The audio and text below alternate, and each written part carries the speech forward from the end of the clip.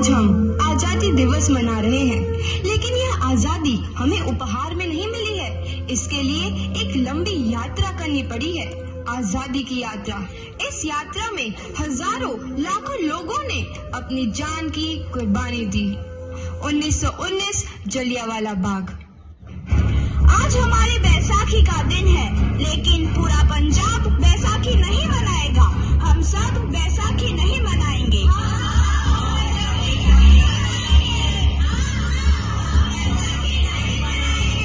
जब तक हम अंग्रेजों को भारत से बाहर नहीं निकाल देते, पूरा पंजाब बैसाखी नहीं मनाएगा। अच्छा, तो तुम सब हमारा विरोध करता है, भाग जाओ यहाँ से। इसका अंजाम बहुत ही बुरा होगा। हम नहीं जाएंगे, तुम लोग जाओगे। हमें नहीं, तुमको भारत से भागना होगा। Soldiers fire!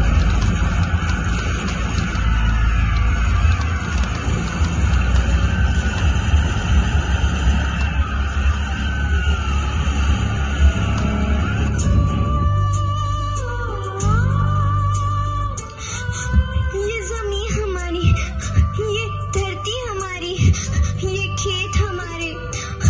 अभी थोड़ी देर पहले हमारी ये फसलें लहरा रही थी, पर इन अंग्रेजों ने हमारी फसलें बर्बाद कर दी। इन अंग्रेजों ने एक ही झटके में इन सब फसलों को काट दिया। अंग्रेजों, तुम्हारे इस अत्याचार से हम डरेंगे नहीं। इस अत्याचार का बदला लेकर रहेंगे। हम आजादी लेकर रहेंगे। जलियांवाला बाग हर हिंदुस्तानी की आंख नम कर गया। इस कांड में कितने मासूमों की आहुति चढ़ गई, इतनी हैवानियत से इंसानियत कत्ल कर दी गई। जलियांवाला बाग के हत्याकांड ने आजादी की आग में घी देने का काम किया। मासूम औरतों, बच्चों के दर्द भरी चीखें और सिसकियां इनकलाब का गूंज बनकर उभरी। लाला लाजपत राय, भगत सिंह, राजगुरु, सुखदेव सरीखे क्रांतिकारियों ने भारत की इस जमीन से विदेशी दरिंदों को निकाल फेंकने के मंसूबे मजबूत कर लिए। 8 अप्रैल 1929 लाला लाजपत राय के नेतृत्व में साइमन कमीशन के खिलाफ एक भारी जुलूस निकाला गया। Simon commission, Simon commission, Simon commission, Simon commission, Simon commission, Simon commission, Simon commission, Simon commission. बेवकूफ इंडियंस, तुमको हमारी बात समझ में नहीं आती। Stop this. साइमन कमीशन नहीं मानता। I said stop this। लाला जी, अब आगे बढ़ो, हम आपके साथ हैं।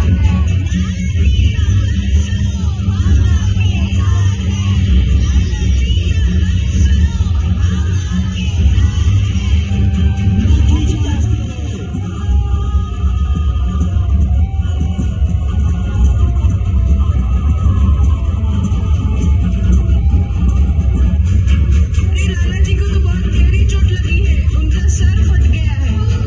मेरे शरीर में लगी एक एक लाठी अंग्रेजी सरकार के कफन में कील का काम करेगी। ये आजादी की लड़ाई रुकनी नहीं चाहिए। ये जिम्मेदारी मैं तुम सबको सौंप कर जा रहा हूँ।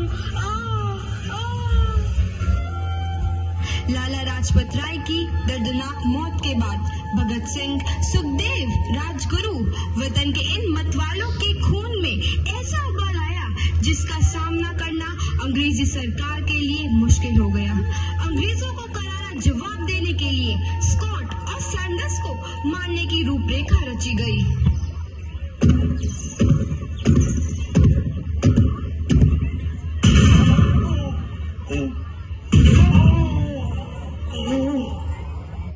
सैंडर्स मारा गया। चारों तरफ तहलका मचा था।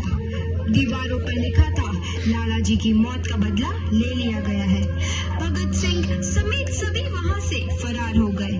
8 अप्रैल 1929 दिल्ली में ब्रिटिश सरकार की सेंट्रल लेजिस्लेटिव असेंबली की बैठक में 2 बम धमाके की आवाज सुनाई दी।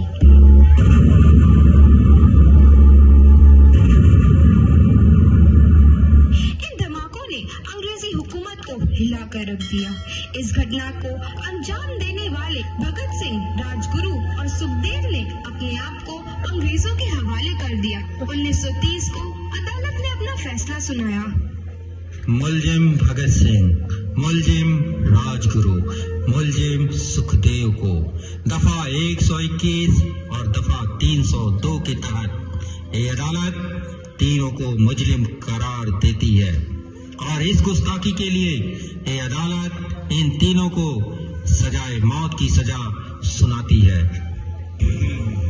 सरफरोशी की तमन्ना अब हमारे दिल में है, देखना है जोर कितना बाजुए कातिल में है।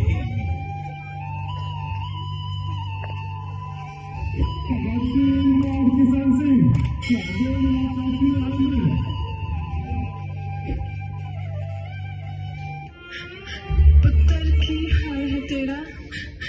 मैं चंगा हूँ माँ, फिक्र करने की कोई गल नहीं। पुत्र, मेरा दिल तेरी तरह पत्थर दिल नहीं होगा। तेरी ये गला सुन के मेरा कलेजा फटे जा रहा है। माँ, मेरा दिल कोई पत्थर जैसा नहीं है, एक वतन परस्त का दिल है जो मेरे देश प्रेम के जज्बे को ताकत देता है। बेटा, मेरा लाल। माँ, आज मेरी तपस्या पूरी होने जा रही है। जे तू रोई तो मैंने तकलीफ होइया। सोच, तेरा पुत्र आज शादी करने वास्ते जा रहा है। फर्क केवल इतना है, वो घोड़ी पर नहीं फांसी पर चढ़ने वास्ते जा रहा है। आज तू क्रांतिकारी की माँ है, कल तू एक शहीद की माँ होगी। माँ, पुत्र भगत, तू इतनी छोटी उम्र में हम सबको छोड़ के चला जाएगा। तूने जिंदगी में देखा ही क्या है पुत्र? मैंने अपनी माँ देखी है, जिसने मुझे एक ही बात बताई है कि बेटे, अपने देश के लिए एक बार मरना 100 बार जन्म लेने के बराबर होता है। अच्छा माँ, अब आशीर्वाद दे, आखिरी बार विदाई लेने का समय आ गया है। भगत, मेरे लाल।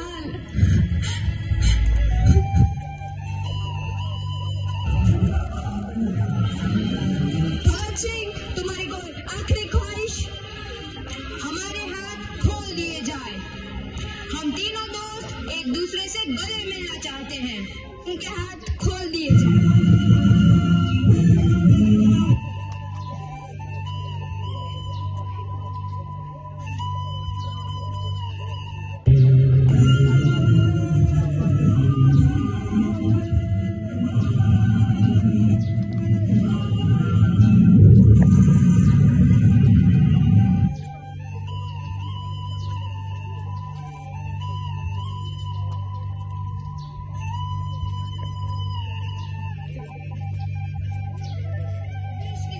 नौजवान के मन में आजादी की नई उमंग हिलोरे लेने लगी। अंग्रेजों भारत छोड़ो का नारा जोर पकड़ रहा था। सबने एक आजाद भारत का सपना देखना आरंभ कर दिया था। हर कोई अपने अपने ढंग से इस महायज्ञ में अपनी आहुति दे रहा था।